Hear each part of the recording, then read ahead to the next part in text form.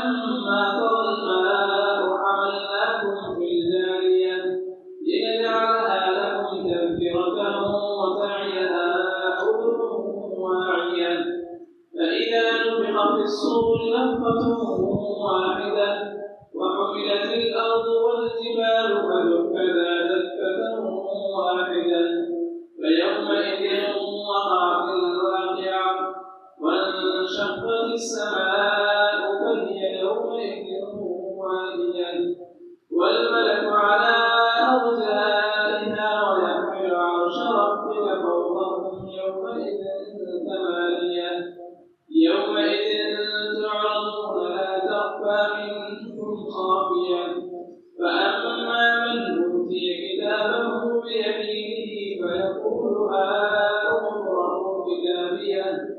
إني ظننت أني ملاق حسابيه فهو في عيشة راضية في جنة عالية قطوفها دانية كلوا واشربوا هنيئا بما أسلفتم في الأيام الخالية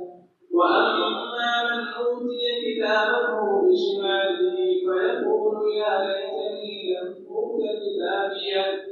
ولم أدر ما حسابيه يا ليتها كانت القاضية ما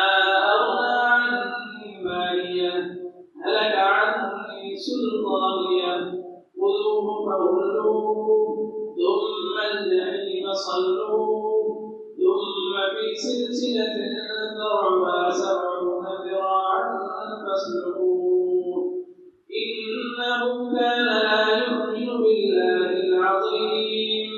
ولا يحض على طعام المسكين فليس له اليوم هاهنا حميم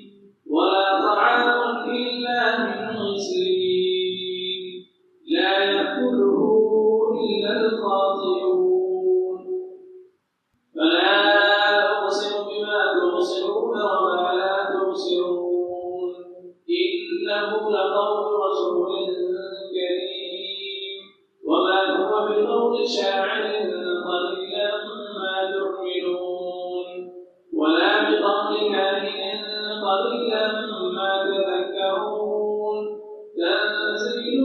من رب العالمين ولو تقول علينا بعض الأقاويل لأخذنا منه باليمين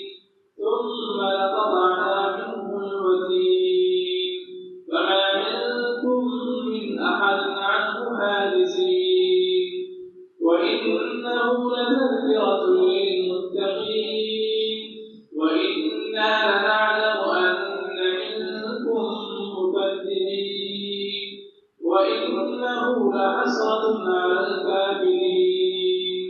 وإنه لحق اليقين فسبح باسم ربك العظيم